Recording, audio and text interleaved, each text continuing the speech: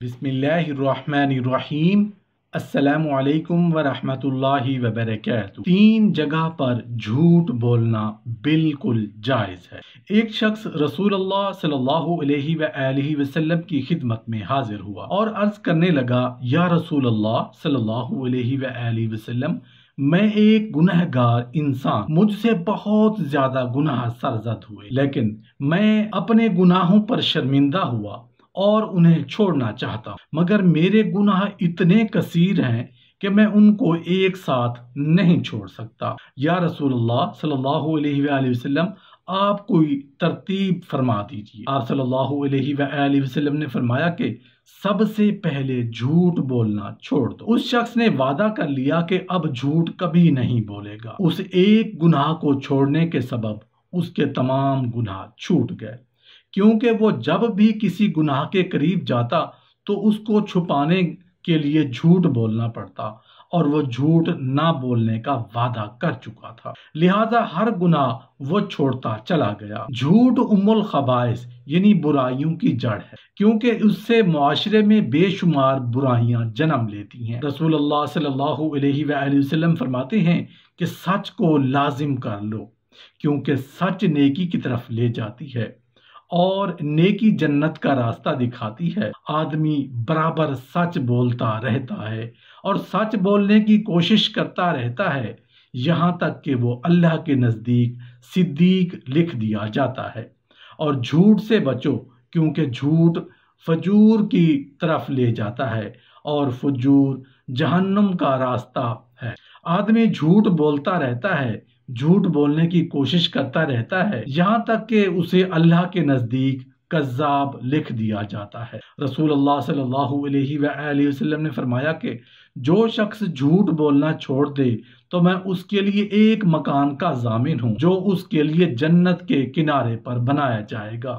جس نے جھگڑا کرنا چھوڑ دیا اور وہ حق پر ہے، یعنی حق پر ہونے کے باوجود جھگڑا نہیں کرتا، اس کے لیے جنت کے وسط میں مکان بنا دیا جائے گا۔ اور جس نے اپنے اخلاق اچھے کیے، اس کے لیے جنت کے اعلیٰ درجے میں مکان بنا دیا جائے گا۔ رسول اللہ صلی اللہ علیہ وآلہ وسلم نے فرمایا کہ جب بندہ جھوٹ بولتا ہے تو اس کی بدبو سے فرشتہ 1 میل دور ہو جاتا ہے۔ مزید فرمایا کہ بڑی خیانت کی بات یہ ہے کہ تو اپنے بھائی سے کوئی بات کہے اور وہ تجھے اس میں سچا جان رہا ہے اور تو اس میں جھوٹ بول رہا ہے۔ آپ صلی اللہ علیہ وآلہ وسلم کا فرمان ہے کہ مومن کی طبع میں تمام خصلتیں ہو سکتی ہیں، مگر خیانت اور جھوٹ یعنی 2 چیزیں ایمان کے خلاف ہیں۔ مومن کا ان سے دور رہنا بہت ضروری ہے۔ ایک مرتبہ رسول اللہ صلی اللہ علیہ وآلہ وسلم سے پوچھا گیا کہ مومن بزدل ہو سکتا ہے؟ فرمایا ہاں۔ پھر عرض کیا گیا مومن بخیل ہو سکتا ہے؟ فرمایا ہاں۔ پھر پوچھا گیا کیا مومن کذاب یعنی جھوٹا ہو سکتا ہے؟ فرمایا نہیں، لیکن اس کے باوجود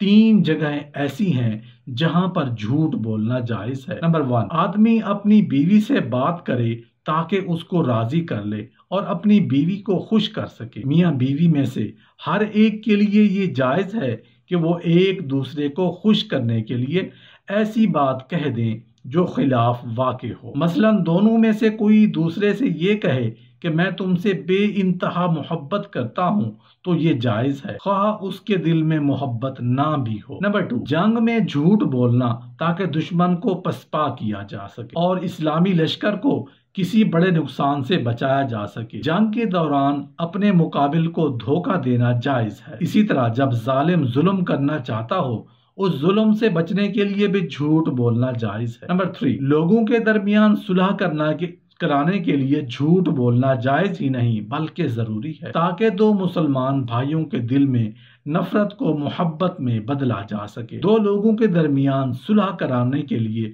جھوٹ بولنا کہ ایک کے سامنے یہ کہہ دے کہ وہ تمہیں اچھا جانتا ہے، تمہاری تعریف کرتا تھا، یا اس نے تمہیں سلام کہہ بھیجا ہے، اور دوسرے کے پاس بھی کسی قسم کی باتیں کرے تاکہ دونوں میں عداوت ختم ہو جائے اور صلح ہو جائے۔ علامہ البانی رحمۃ اللہ علیہ نے صحیح ترمذی میں اسے صحیح قرار دیا ہے۔ فقہائے کرام نے محض سامنے والے کا دل خوش کرنے اور دل لگی کے لیے مذاق کے طور پر ایسے جملے استعمال کرنے کی اجازت ہے جو ذو معنی الفاظ پر مشتمل ہوں، جیسا کہ رسول اللہ صلی اللہ علیہ وآلہ وسلم نے ایک بڑھیا سے فرمایا کہ بوڑھی عورتیں جنت میں نہیں جائیں گی۔ پھر اس کے پریشان ہونے پر وضاحت فرمائی کہ میری مراد یہ ہے کہ جنت میں سب جوان ہو کر جائیں گی، بڑھاپے کی حالت میں کوئی بھی جنت میں نہیں جائے گا۔ اسی طرح ایک موقع پر جب ایک سائل نے اونٹ یا اونٹنی مانگی تو آپ صلی اللہ علیہ وآلہ وسلم نے فرمایا کہ میں آپ کو اونٹنی کا بچہ دیں گے۔ اس نے پریشان ہو کر پوچھا کہ حضور اونٹنی کا بچہ میرے کس کام آئے گا، مجھے تو بڑا اونٹ چاہیے۔ تو آپ صلی اللہ علیہ وآلہ وسلم نے وضاحت فرمائی کہ ہر اونٹ کسی اونٹنی کا بچہ ہی ہوتا ہے، چاہے وہ کتنا ہی بڑا ہو جائے۔ حضرت عبداللہ بن عامر رضی اللہ عنہ سے روایت ہے کہ رسول اللہ صلی اللہ علیہ وآلہ وسلم ہمارے گھر میں تشریف فرما کہ میری والدہ نے مجھے بلایا کہ میرے پاس آؤ، تمہیں کچھ دوں گی۔ آپ صلی اللہ علیہ وآلہ وسلم نے فرمایا دینے کا ارادہ ہے؟ انہوں نے کہا ہاں، کھجور دوں گی۔ تو آپ صلی اللہ علیہ وآلہ وسلم نے ارشاد فرمایا کہ اگر تو کچھ نہ دیتی تو یہ تیرے ذمہ جھوٹ لکھا جاتا۔ ایک حدیث پاک میں ہے کہ رسول اللہ صلی اللہ علیہ وآلہ وسلم نے فرمایا کہ تجارت کرنے والے فاجر ہوتے ہیں، مراد یہ کہ عموماً ایسے ہوتے ہیں۔ لوگوں نے پوچھا یا رسول اللہ صلی اللہ علیہ وآلہ وسلم وہ کیسے، کیا بے حرام ہے؟ فرمایا نہیں، حرام تو نہیں بلکہ حلال ہے، لیکن یہ لوگ جھوٹی قسمیں کھاتے ہیں اور گناہ گار ہوتے چلے جاتے ہیں اور بات بات پر غلط بیانی سے کام لیتے ہیں۔ حضرت عائشہ صدیقہ رضی اللہ عنہ فرماتی ہیں کہ بعض لوگوں نے رسول اللہ صلی اللہ علیہ وآلہ وسلم سے کہانوں کے متعلق سوال کیا تو آپ صلی اللہ علیہ وآلہ وسلم نے فرمایا کہ وہ کوئی چیز نہیں ہے۔ لوگوں نے عرض کیا یا رسول اللہ صلی اللہ علیہ وآلہ وسلم بعض اوقات وہ ایسی بات بتاتے ہیں جو درست ثابت ہوتی ہے تو آپ صلی اللہ علیہ وآلہ وسلم نے فرمایا کہ وہ درست بات جنات کی طرف سے ہوتی ہے جسے وہ کہن کے کان میں ڈال دیتے ہیں، جیسے ایک مرغ دوسرے مرغ کے کان میں آواز دیتا ہے اور پھر کہن اس میں 100 سے زیادہ جھوٹ ملا کرتے ہیں۔ حضرت ابو سعید خدری رضی اللہ عنہ سے روایت ہے کہ میں نے رسول اللہ صلی اللہ علیہ وآلہ وسلم کو یوں دعا کرتے ہوئے دیکھا، اے اللہ میرے دل کو نفاذ اور نفس کو برائی سے اور زبان کو جھوٹ سے محفوظ رکھ۔ رسول اللہ صلی اللہ علیہ وآلہ وسلم کا ارشاد عالی ہے، کہا اگر تم میری 6 باتوں پر عمل کر لو تو میں تمہیں جنت کی ضمانت دیتا ہوں۔ صحابہ کرام رضی اللہ عنہ نے عرض کیا یا رسول اللہ صلی اللہ علیہ وآلہ وسلم وہ کیا ہے؟ آپ صلی اللہ علیہ وآلہ وسلم نے فرمایا ایک یہ کہ جب بات کرو تو جھوٹ نہ بولو، دوسری یہ کہ وعدہ کرو تو وعدہ خلافی نہ کرو، تیسری یہ کہ امانت میں خیانت نہ کرو، چوتھی یہ کہ بری نگاہ سے کسی کو نہ دیکھو، پانچویں یہ کہ کسی کو تکلیف نہ دو، چھٹی یہ کہ شرمگاہ کی حفاظت کرو۔ ایک بار رسول اللہ صلی اللہ علیہ وآلہ وسلم نے فرمایا کیا میں تمہیں بہت بڑے کبیرہ گناہ کے بارے میں نہ بتاؤں؟ 3 مرتبہ یوں ہی فرمایا۔ صحابہ کرام رضوان اللہ تعالی علیہم اجمعین نے عرض کیا ہاں کیوں نہیں یا رسول اللہ صلی اللہ علیہ وآلہ وسلم؟ آپ صلی اللہ علیہ وآلہ وسلم نے فرمایا اللہ تعالیٰ کے ساتھ شریک ٹھہرانا اور ماں باپ کی نافرمانی کرنا۔ آپ صلی اللہ علیہ وآلہ وسلم ٹیک لگائے ہوئے تھے، اٹھ بیٹھے اور فرمایا سنو، جھوٹی بات اور جھوٹی گواہی آپ صلی اللہ علیہ وآلہ وسلم مسلسل فرماتے رہے یہاں تک کہ ہم نے کہا کاش آپ صلی اللہ علیہ وآلہ وسلم خاموش ہو جائیں۔ حضرت کعب رضی اللہ عنہ سے روایت ہے کہ رسول اللہ صلی اللہ علیہ وآلہ وسلم نے مجھ سے فرمایا میں بے وقوف لوگوں کی سردازی سے تمہیں اللہ تعالیٰ کی پناہ میں دیتا ہوں۔